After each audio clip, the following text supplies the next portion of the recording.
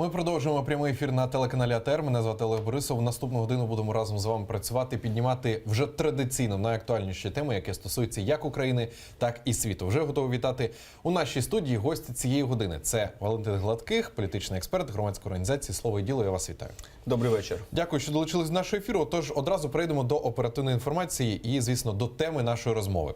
Масовий флешмоб під назвою «Принеси ляльку» відбувся у різних регіонах України. Люди несли іграшки до храмів Української православної церкви, Московського патріархату у Дніпрі, Одесі, Вінниці, Черкасах та інших містах. Це сталося через те, що священник Московського патріархату відмовився відспівувати загиблого хлопчика у Запоріжжі, бо він був хрещений у церкві Київського патріархату. За кілька днів в мережі з'явилися десятки фото з різних міст. Люди несли під двері храмів ляльки з написами «Дитина невинна». Деякі учасники флешмобу приносять іграшки, вимазані червоною фарбою. А у самому Запоріжжі на тих, хто приніс іграшки до храму Петра і Февронії, напали члени організації «Радомир», яка пов'язана з місцевою єпархією. От, пане Валентине, маємо таку інформацію і просто хочеться почути вашу позицію стосовно цієї ситуації, яка набула неабиякого розголосу серед суспільства. Розумієте, в чому справа? 7 років я пропрацював в Комітеті Верховної Ради України з питань культури і духовності. Якраз сферою моєї відповідальності якраз були міжконфесійні взаємини. Це дозволяє мені дивитися на цю ситуацію в контексті соціальної динаміки, соціально-політичних відносин. Але водночас, як випускник філософського факультету, кандидат наук за спеціальністю 090011, я також розумію внутрішньоконфесійний аспект цієї ситуації. Тому, якщо сказати так доволі спрощено, але зрозуміло, то дати оцінку тому, що відбулося, можна з кількох точок зору. З точки зору світської і з точки зору конфесійної, релігійної. Якщо ми дивимося на цю ситуацію з точки зору світської, тобто загальнолюдської, гуманістичної, зрештою економічної, взяв бабло, відспіває тобі ж добре, або там з, я не знаю, здорового глузду, тобто людина ж усвідомлювала, які наслідки може бути, то зрозуміло, що оцінка різко негативна. Так, вчинити було не лише не можна, але і недоцільно. Але ми забуваємо, що ми намагаємося оцінити з світської точки зору процеси, які насправді дуже мало можуть бути, і зважають на світську позицію. З точки зору рішень Вселенських соборів, з точки зору рішень їхніх внутрішніх канонічних правил, подобається нам, це не подобається, але священник був правий. І, це, знаєте, як в боксі. З точки зору моралі, бити людину по обличчю – це погано. З точки зору кримінального права, бити людину також погано, і це тягне за собою відповідальність. Але з точки зору бокса, люди, які виходять на ринг, вони, в принципі, вважають це нормальним. Тому і в даній ситуації, як сказати, з точки зору внутрицерковної, претензій до нього, в принципі, бути не може. І всі ці заяви про те, що можна було піти на поступки. Можна піти на поступки, і, наприклад, Римо-католицька церква заперечує використання контрацептивами. Можна було б також піти на поступки і сказати, що це добре. Можна взяти, деякі церкви йдуть на поступки і, наприклад, з точки зору гендерної рівності, тобто тепер жінки можуть бути, власне кажучи, пастирами, є церкви. Але ж в католіцизмі і в православі цього нема. Деякі церкви йдуть до того, що роблять таїнство шлюбу для одностатевих шлюбів. І, в принципі, можна з таким же успіхом ставити такі самі претензії до інших патріархатів, до інших церков, чого ви цього не робите. Зрештою, ці канони писалися дуже давно, суспільство змінилося, давайте підемо на поступки і на зустріч віруючим. Але це, церква – це дуже інертна структура і абсолютно не ставить собі за мету догоджати смакам широкої публіки. Тому моя позиція дуже проста. Не подобається вам те, що робить в тій чи іншій церкві, не ходіть в ту чи іншу церкву, ходіть в іншу. І це перший момент. І другий момент – це таке соціально-політичне. Безумовно, що в Україні доволі, скажімо так, не стільки складна, скільки заплутана міжконфесійна ситуація. І зрозуміло, що між різними напрямками ведеться боротьба, в тому числі і за паство, і за храми, і за майно.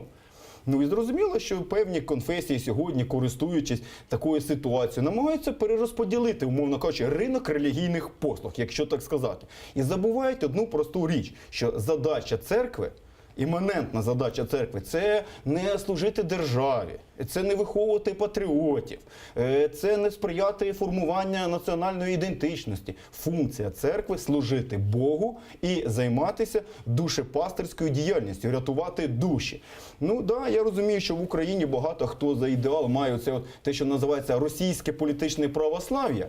Що давайте і в Україні таке створимо, щоб було дуже комфортно за допомогою церкви знову ж таки впливати на суспільство. Я категорично проти цього, і мені хотілося, щоб ми в Україні змирилися з тим, що в Україні, по-перше, є Конституція, є стаття 35, де церква окрема, держава окрема, де з точки зору українського законодавства церква – це лише один з різновидів громадських організацій.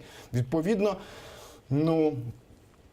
є право вірити в будь-що і право не вірити взагалі. І мені, чесно кажучи, у цих процесах насторожує ще спроба клерикалізації української політики, раз, і клерикалізації українського суспільства, два. Тобто певні сили зацікавлені в тому, щоб зробити вплив церкви на соціально-політичні, соціально-економічні процеси в Україні більш потужним, ніж він є. Це намагання вплинути на освіту, в тому числі, на виховання. От мені цього не хотілося. Я хотів би, щоб українська держава зберегла свій світський характер і збереглася як країна багаторелігійна і багатоконфесійна. І нічого поганого я в тому не бачу. А от тих людей, які вдалися до хуліганських дій, там побили, їх треба встановити, притягнути до відповідальності і, власне кажучи, покарати встановлений законом спосіб. Все згідно чинного законодавства. Безумовно, бо їхні релігійні погляди, їхні мотивації, чому вони це роблять, приносити ляльок до церкви не заборонено законом. Так само, як і закон не змушує священнослужителя від співу. Тобто я, наприклад, не хрещений. То, відповідно, я не можу бути хрещеним батьком. Але ж я не приходжу в церкву і не кричу, що давайте я хочу бути хрещеним батьком. Мені скажуть, що ти спочатку похрестися, потім будеш хрещеним батьком. Я не можу вінчатися, тому що це також таїнство. Мені треба похреститися, тоді мене можуть повінчати. Тому є певні правила гри, які вони встановили самі для себе. І ми можемо просто їх або приймати, або не приймати. Третього варіанту не дано. Сподіватися на те, що зараз ми змусимо їх якось інакше реагувати, це малопродуктивний шлях. Ще поточнення останнім часом і так спостерігаємо погіршення спілкування і взагалі ситуації між Московським патріархатом та Київським. Ось ця ситуація як може вплинути узагальнено на погіршення, розкол, знову ж таки, цих? Боюся, що ніяк за великим рахунком не вплине. Чому? Тому що гостра фаза протистояння, коли Україна реально балансувала там ледь не на межі такої релігійної, якщо не війни, то релігійних зіткнень, і вони насправді мали місце. Але мали місце вони переважно на Західній Україні, де якраз збереглася оця жива релігійна традиція, де для людей релігія насправді важить. Тому що для всіх інших релігія це просто функціонує на рівні обрядовості. Тоді дійсно були дуже гострі такі стосунки неприємні і ворожнечі. На сьогоднішній день, в принципі, представники і однієї православної конфесії, і іншої православної конфесії вже не сприймають один одного як ворогів. Давайте не будемо забувати звернення Філарета напередодні Нового року, яке було оприлюднене. Тобто вони, в принципі, шукають шляхи порозуміння в межах України. Це перший момент. Другий момент. Абсолютно хибним і помилковим є уявлення про те, що всі віряни і весь клір Української православної церкви, так званого Московського патріархату, є абсолютно ворожим і антиукраїнським. Чи є в лавах Московського патріархату антиукраїнські елементи? Безумовно є. Але це не означає, що всі люди, і віряни, і клір, який складає Московський патріархат, є антиукраїнським налаштованим. Це неправда. Коли мені говорять про те, що там вони не відспівували, наприклад, вояків АТО. Слухайте, цих випадків було 2 або 3, принаймні, вони виринали. Виникає запитання, чому так сталося? Тому що, можливо, там були інші причини, що їх не відспівували не тому, що вони були вояками АТО, а були інші якісь причини. Крім того, в них тисячі парафій по Україні. І невже люди вважають, що всі, хто сьогодні зі зброєю в руках боронить українську незалежність, вони всі винятково є вірними або Київського патріархату, або греко-католиками?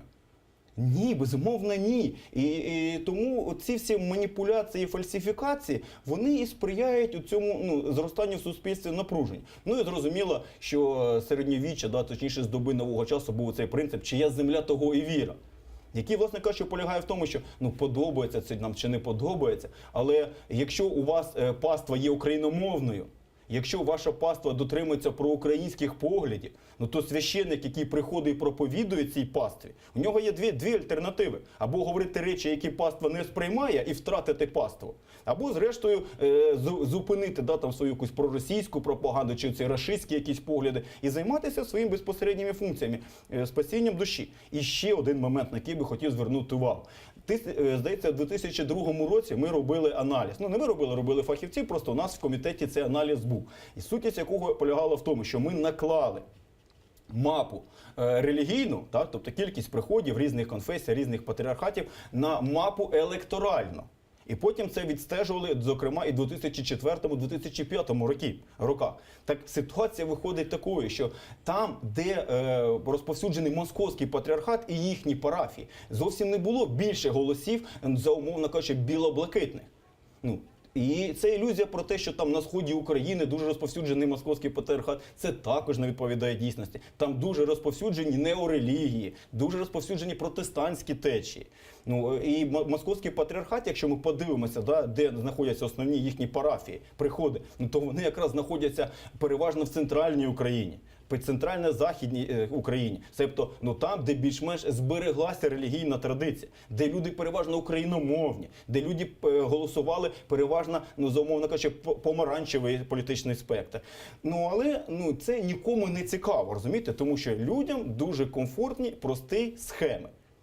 Прості, і вони не працюють. Між іншим, якщо ми вже говоримо далі, то а як ситуація з Кримською митрополією, яка на сьогоднішній день так і вона визнається канонічною територією все-таки Київської митрополії. Тобто Української православної церкви, а не Російської православної церкви. Хоча, якщо б так міркувати, то могло бути і інакше. Це характеризує моменти взаємин між УПЦ і РПЦ, що, безумовно, певні зв'язки присутні. Але міра цих зв'язків. Тому, звичайно, що як громадянин, я даю оцінку 1. Але я не можу собі дозволити як експерт все-таки ставати на один бік відверто і відтворювати якісь штампи, які, на жаль, чи на щастя, не відповідають дійсності. Маємо ще таку інформацію. Померлого має відспівувати та церква, до якої він належав. Це офіційний коментар Української православної церкви Московського патріархату. Її позицію озвучив архієпископ Ніжинський і Прилуцький Климент. Пропоную зараз послухати, що він сказав. Батькам потрібно було визначити, до якої церкви вони прийшли, тому що якби вони прийшли, наприклад, до протестантів або до мусульман, то їм така сама реакція була б, і ніхто би тут ніякої, я думаю, сенсації не робив стосовно цього, тому що це абсолютно якісь об'єктивні речі. І, власне, тут немає ніякої навіть розмежування, чи це дитина, чи це доросла людина. Це є релігійні приписи, релігійні вчення, які у кожній релігії свої. І представники Української православної церкви не відспівують нікого в Київському патріархаті. Київський патріархат, чесно кажучи, ніколи раніше не відспівав у Українській православній церкві. Річ у тому, що хрещення – це не просто якась формальність, а це прийняття в церкву. І оскільки для світового православ'я Київський патріархат не є церквою в повному розумінні цього слова, то ми не можемо розглядати те, що вони називають хрещенням, як прийняття в церкву. І це не моя позиція, а це позиція всіх вселенських православних церков. І Константинопольської церкви, і Єрусалимської церкви, і Антіохійської, і всіх інших 14 помісних православних церков мають абсолютно таку ж саму позицію стосовно канонів. І якби ми, наприклад, щось би змінили у своєму відношенні до Київського патріархату, то це викликало б серйозний протест з боку Вселенського православ'я. От, знову ж таки, відходячи від цього коментаря, слід тоді спитати, чи доречно тоді було влаштовувати ці акції, приносити іграшки до церков і взагалі піднімати ось цю тему, в якій одні побачили проблему, інші – ні. Стосовно того, що от відмовилися Московський патріархат відспівувати. Питання доцільно з якої точки зору? Ну, з точки зору певних політичних сил, з точки зору певних соціальних груп, це був дуже зручний привід для того, щоб використати його для подальшої дискредитації своїх там ідеологічних, світоглядних конкурентів. Причому конкурентів, в тому числі і, знову ж таки, на ринку надання релігійних послуг. Я кажу в даному випадку як світська людина. Але з точки зору, дійсно, є структура вселенського православ'я, є певні канони, які, зрештою, відспівування, вінчання, хрещення. Це не є просто обряд, тобто це є таїнство, який має певний сакральний зміст. Тобто я ж повторюю, що як людина світська, світській людині взагалі дуже важко зрозуміти, а в чому проблема? Але тоді можна поставити питання і зворотнє. А в чому була проблема для перших християн визнавати Цезаря як Бога? Чому вони йшли, їх палили, катували, віддавали там левам, умовно кажучи, щоб вони їх поїли. Тим не менше відмовлялися визнавати Цезаря як Бога. В чому була проблема, коли воювали протестанти з католиками? В чому була проблема, коли розкололася взагалі церква, перший розкол 1054 року на західний і східний? Там один момент, там є доктринальний один тільки нюанс. Від кого відходить Святий Дух? В чому проблема? Для мене, як для світської людини, взагалі проблем нема. Але для них є проблема. А в чому була проблема в боротьбі оцих іконоборців, які дуже жорстко воювали багато років? В чому була там проблема? Тобто проблема полягає в тому, що ми, як світські люди, не зовсім розуміємо екзистенційне значення тих чи інших дій релігійних для віруючих. Для них багато чого не зрозуміло, мабуть, і в моєму житті. Тому в даному випадку, я ж повторюю, що я усвідомлюю роль церкви як соціального інституту. Я розумію, що церква може бути провідником певних ідей і ідеологій, які спрямовані проти української держави. Що дійсно може бути деструктивним, може бути агентами впливу. Можуть бути. Але можуть бути і є – це різні речі. Це перший момент. І другий момент. Якщо вони таки є, то треба виявляти цих людей. Якщо вони порушують чинне законодавство, притягати їх до відповідальності. А натомість все це відбувається у винятково інформаційному полі і просторі. Більше того, якщо б ви взяли коментар у представника Київського патріархату, якщо б ви взяли коментар у представника греко-католиків, і попросили б його прокоментувати з точки зору церковної, я наголошую, церковної, не світської логіки, а церковної дії свого, умовно кажучи, колеги по цеху, представника іншого патріархату, то я думаю, що ви почули від нього те саме, що почули сьогодні від представників Московського патріархату. Більше того, якщо ви запросите сюди людей, які розбираються, того самого Олександр Цаган, який блискавичний експерт, писав книгу про світове православ'я, то він би так само вам пояснив цю ситуацію. Але ці пояснення нікого не цікавлять. Цікавить винятково лише один момент. Це Московський патріархат, це Путін, це асоціативний ряд же йде. Асоціативний ряд вибудовується, це є вороги і що далі?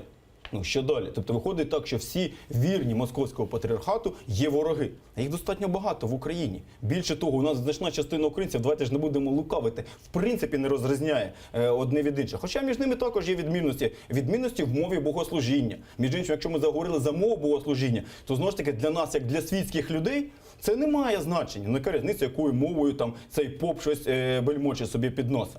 Але з точки зору їхньої внутрішньої це має значення. Тому для них принципово важливо, чи це є церковно-слов'янська, чи це є українська мова богослужіння. Є мова проповіді, це також дуже для них. Просто вони вигадали, що це важить. І вони так от собі в такому контексті, в такому, я не знаю, дискурсі, якщо хочете, живуть. Тому від цього всього відлунює все-таки провокацією і абсолютно нездоровими тенденціями. Тобто намаганням все-таки розхитати цей міжконфесійний мир в Україні. Причому, коли я кажу розхитати його, то треба усвідомлювати, що є певні сили як в Україні, так і за межами України, які зацікавлені в тому, щоб в будь-які розщелини, де може пройти лінія розламу, все-таки туди щось встромлювати і намагатися розколоти. І тому нам будуть і далі вкидувати проблеми мови, будуть і далі проблеми вкидувати церкви, будуть вкидати безліч різних проблем. Мета одна – вносити сум'яття і хаос в українське суспільство. І мені здається, що ми мусимо бути розумнішими за це.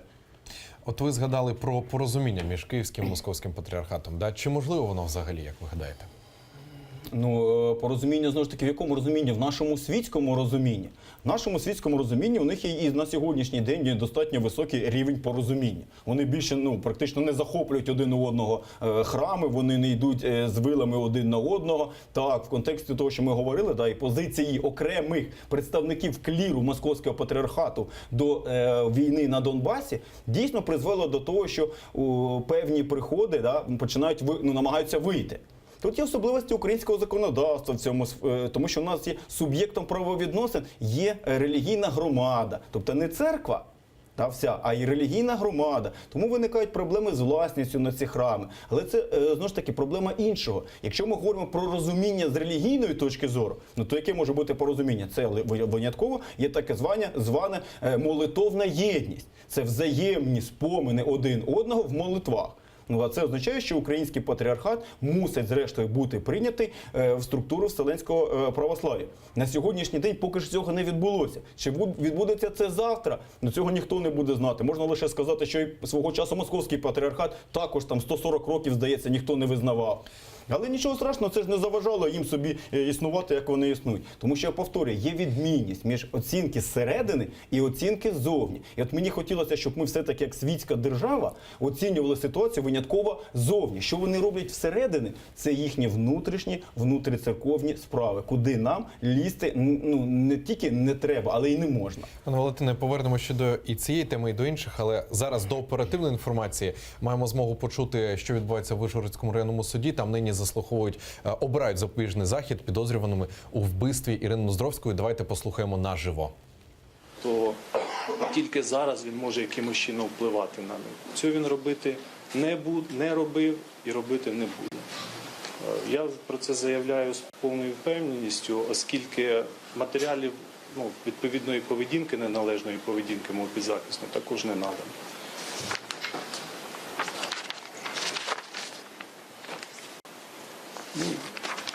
Ризик встановлений цією ж пунктом даної статті про те, що вони, як вказав на це прокурор в провадженні, що вони проживають в одній місцевості, поруч фактично є сусідами, воно жодним чином не обґрунтовує цей ризик. Жодним. В зв'язку з цим вважаємо, що найсуворіший запобіжний захід у вигляді тримання під вартою на даній стадії кримінального провадження є недоречним та необґрунтованим. Додаткове обґрунтування нашої позиції хотів би зіслатися на нормативно-правову базу, а саме, згідно статті 17 Закону України про виконання рішень та застосування практики Європейського суду з прав людини наголошується, що суди при розгляді справ застосовують Конвенцію про захист прав людини, основоположних свобод 1950 року, далі Конвенція, та практику Європейського суду з прав людини як джерело права. І зараз буквально в обґрунтування нашої позиції, заперечення щодо клопотання, хотів би зіслатися на практику Європейського суду з прав людини, яка має враховуватись і повинна враховуватись на даному етапі розвитку нашої держави, в тому числі і судовими органами. В зв'язку з цим в обґрунтування, згідно клопотання вбачається, що, як я для себе бачу, що єдиним обґрунтованим, чи це ризиком, чи обставиною, мабуть, це є перше. Це кваліфікація, попередня кваліфікація дій мого підзахисного, це умисне вбивство. Та, що враховується за 115 по санкції статті, відноситься до особливо тяжких злочинів. Та особливий резонанс і увага спільноти і засобів масової інформації до цієї справи. Це єдине на сьогоднішній день обґрунтоване пояснення цього ризику. Інших я не бачу. При цьому наводжу практику Європейського суду. Росошанський підозрюється у вчиненні особливо тяжкого злочину. Проте не може бути відповідальність за дане покарання, чи підозра у вчиненні особливо тяжкого злочину, безумовною підставою для обрання щодо цієї особи запобіжного заходу у вигляді тримання під вартою. З цього приводу наводжу рішення ЄСПЛ в справі Ніколова проти Болгарії. В рішенні ЄСПЛ по справі Ноймайстер проти Австрії, відповідно до якого позбавлення волі, тримання під вартою, не повинно перетворюватись на своєрідну прелюдію до завчасного відбування можливого майбутнього вироку про позбавлення волі. До вироку на даній стадії іще нам дуже далеко. Ніхто не знає, яким чином в подальшому будуть кваліфіковані остаточно дії мого підзахисного після проведення всіх необхідних слідчих дій. Тому це є теорія і не більше. Це є виключно посилання в клопотанні на ризик, передбачений 177 статтею, і все. Відповідно до статті 9 Міжнародного пакту про громадянські політичні права, ратифіковані Україною 1973 року, утримання під вартою осіб, які чекають судового розгляду, не повинно бути загальним правилом, але звільнення може здійснюватись в залежності від надання гарантій явки в суд, в тому числі і органів досудового розслідування. Як пояснити про те, що з 1 січня по день його затримання Росошанський з'являвся на виклики всі слідства на даному етапі, приймав участь в усіх діях, які були пов'язані з ним і в даному кримінальному провадженні, а зараз він незрозуміло з яких причин буде вчиняти зовсім протилежні дії. Такого обґрунтування немає. Вважаємо, що оскільки інших достатніх та обґрунтованих підстав, крім тяжкості злочину в клопотанні слідчого, не зазначено і не доведено, ми вважаємо, що викладені в клопотанні мотиви не можуть служити підставою для обрання відносно мого підзахисного суворого, найсуворішого виду запобіжного заходу, який існує в Україні. Це тримання під вартою. В зв'язку з цим, Ваша честь, вважаємо про те, що слідчий з прокурором не навели достатніх обґрунтованих підстав, які вказують на існування ризиків. В зв'язку з цим вважаємо, що клопотання про обрання найсуворішого запобіжного заходу підлягає таким, що не підлягає задоволенню, і наполягаємо на обранні будь-якого запобіжного заходу, не пов'язаного з таким, враховуючи. Ось бачили щойно наживо відбувається судове засідання з обрання запобіжного заходу підозрюваному у вбивстві Ірини Ноздровської. І це виступав захист підозрюваного. Ось просить, щоб будь-який інший запобіжний захід обрали, окрім цього, який вимагають прокурори. Як ви взагалі оцінюєте ось цю резонансну справу? І які взагалі сподівання? І чи можна розглядати такий варіант, який зокрема у соціальних мережах розголосився, що підозрюваний взагалі може бути не вбивцею, а це підставна людина. Я про це говорив ще на самому початку, коли говорили про роль громадськості у розслідуванні цієї резонансної справи. Треба усвідомлювати, що під тиском громадськості, під тиском, коли підвищуються ставки, коли ця справа була піднесена до рівня ледь там не справи честі для правоохоронця і до міністра внутрішніх справ особисто, у правоохоронців буде величезна спокуса не встановлювати істину і шукати винуватця, а призначити винуватця, який більш-менш підходить на цю роль, у якого є якийсь потенційний мотив і якого можна якимось чином спонукати до того, щоб він визнав свою провину. Пане Валентине, знов переносимося у Вишгородський районний суд. Давайте послухаємо, що там відбувається наживо. Имел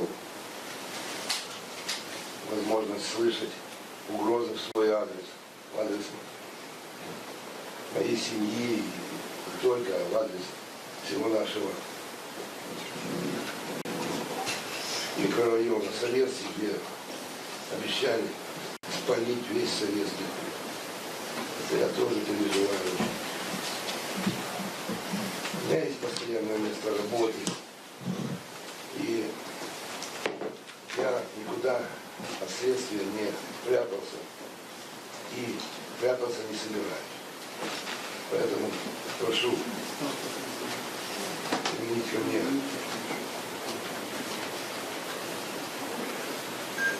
особистые зобов'язання.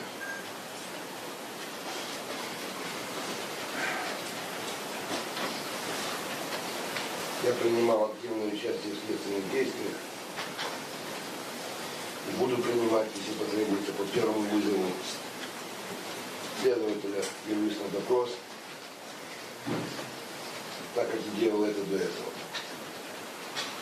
За свою жизнь судим не был. Ветеран труда, пенсионер. У меня все. Спасибо. Слідчий, може якісь у вас бажання доповнити прокурора є? Немає. Потерпіли ваші представники потерпіли.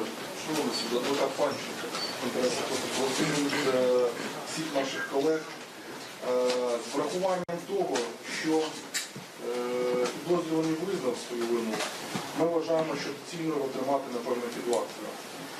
З врахуванням якоїсь позиції по даній справі ми не можемо, тому що орган досудового розслідування, як нам вже неоднократно зазначалось, нас умисно обмежує в наданні будь-якої інформації та доступу до матеріалів. І хотілося б зазначити на словах прокурора, не зрозуміло, чому з 19 справ вбивств, які були здійснені в той момент, ця справа стала резонансною. Тому що ваш орган досудового розслідування нічого не робив до 1 числа. Люди зібралися і почали її саме шукати. А ви сиділи, святкували собі новий рік. От чому ця справа стала резонансною. У мене все, очі, дякую. Доповнити свою колегу. Ну, оскільки ми не мали можливості ознайомитися з матеріалами справи, то нічого з цього приводу на розсуд не можна сказати. Чи можна задати питання щодо цього? Кому? Підозрюваного можна задати? З приводу. З приводу підозрюваного. Будь ласка. Підозрюваний, скажіть, будь ласка, чому ви визнаєте підозру?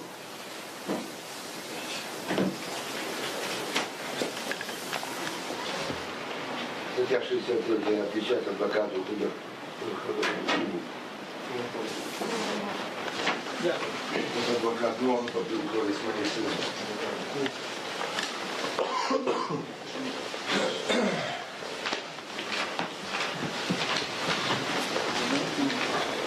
Переходимо вивчення до письмових матеріалів даного клопотання. Це у нас витяг з єдиного реєстру досудового розслідування, внесено 30.11 частини року, частини 215, Дмитровська Анастасія Юріївна. От почули, от хвилину тому виступав сам підозрюваний Юрій Росошанський, і він сказав, щоб йому обрали запобіжний захід під особисте зобов'язання.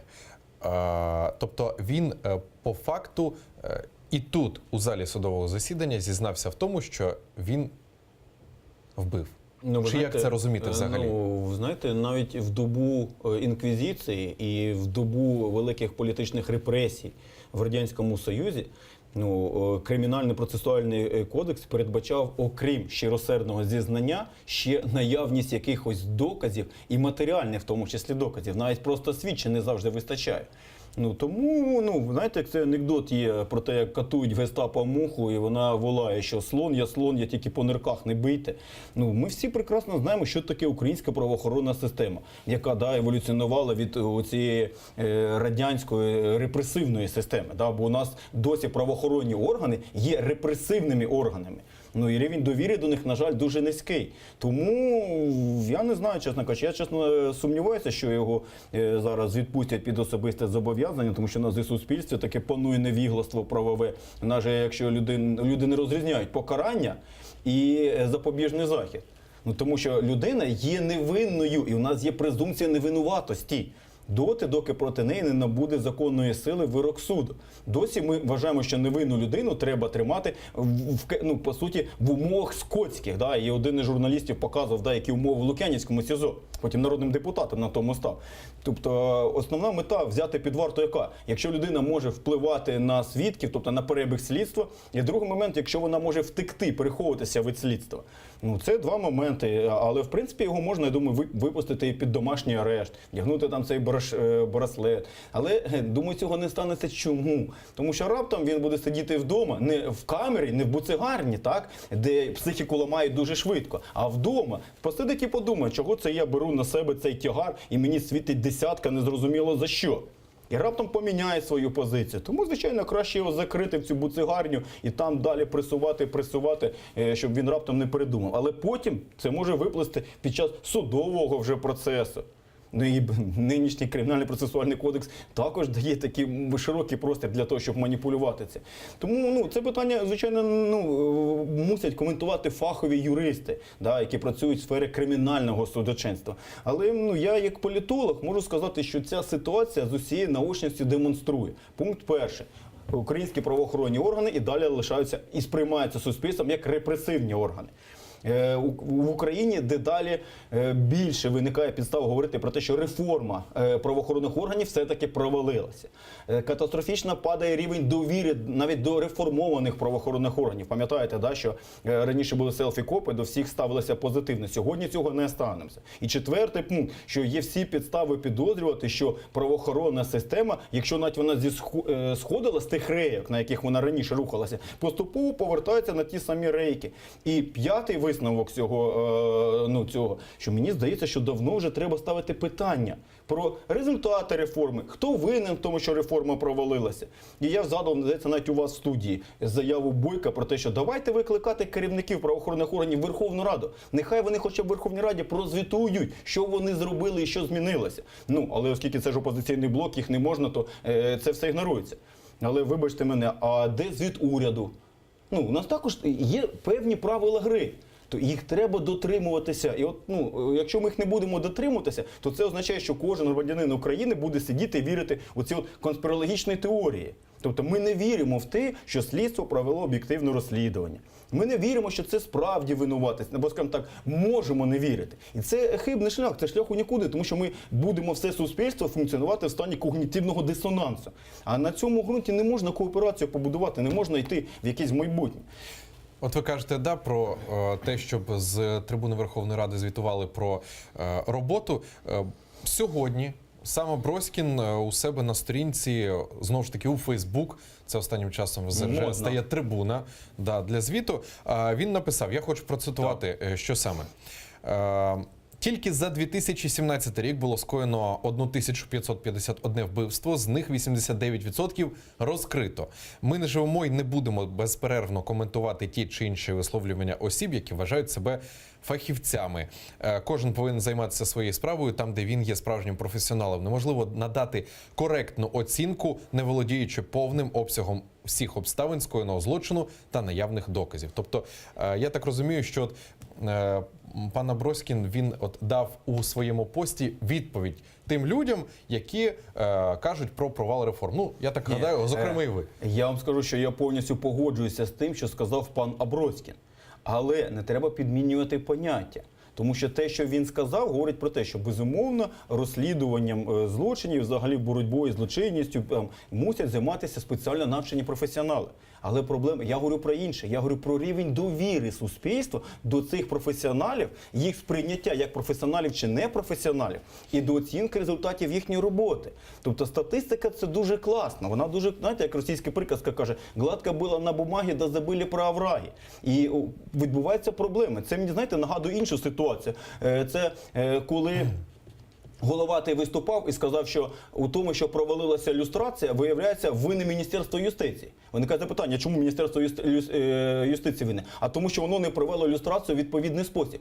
На що пан Петренко абсолютно правильно сказав: шановні, ви прийняли закон, і ми, як Міністерство юстиції, керуючись нормами цього закону, провели люстрацію. Це не наша проблема, що закон виявився недолугим і що він не дав очікуваних результатів. І виникає запитання, хто правий і які є критерії верифікації. Скоїли злочині, там скільки, 79% їх розкрито. Але, мабуть, відсотків 90 злочинів – це битавуха. Це коли жертва і вбивця знали один одного.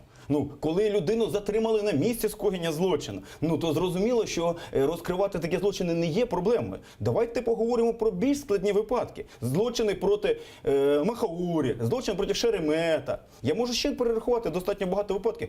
Там ефективність, нехай МВС покаже. А головне, після Революції Гідності я їхав по проспекту Перемоги і не бачив там проституток. Не тому, що я їх там шукав, а тому, що просто вони впадали в вічі. На сьогоднішній день все повернулося на коло свої. І не тільки тут. У нас що, в Україні зникла торговля наркотиками? У нас притони зникли. Ні, і кожен громадянин тією чи іншою мірою стикається з цими проявами, власне кажучи, нелегальної діяльності. Тому, от остання фраза, Так. у нас, на превеликий жаль, правоохоронні органи і досі лишаються інституціями, які замість того, щоб боротися з протизаконною діяльністю, видають ліцензії за відповідну винагороду на те, щоб такою діяльністю займатися. І Амброскін мені може розказати що завгодно, але поки я буду їхати по проспекту Перемоги і бачити там проституток, я буду знати, що нічого не відбулося докорінно. Пане Валентине, дуже дякую за коментарі, за всю інформацію, яку виклали в нашому ефірі. Валентин Гладких, політичний експерт громадської організації «Слово і діло», був гостем цієї години у нашій студії. Одразу хочу сказати, що команда телеканалу АТR тримає руку на пульсі останніх подій. Зокрема, наша знімальна група знаходиться на судовому засіданні у Вишгороді, пильно стежить за перебігом подій судового засідання. І вже у найближчих ефірах, сподіваюсь, ми усі разом з вами почуємо, який запобіжний захід обрали підозрюваному у вбивстві Ірини Ноздровської. Також хочу проанонсувати, що наступний ефірний час передаю свою естафету Любомиру Ференцу, моєму колезі. В нього в гостях буде звільнений з полону бойовиків Іван Теренко. За 5 хвилин в ефірі новини «Заман». Залишайтесь з нами, буде інформаційно і цікаво.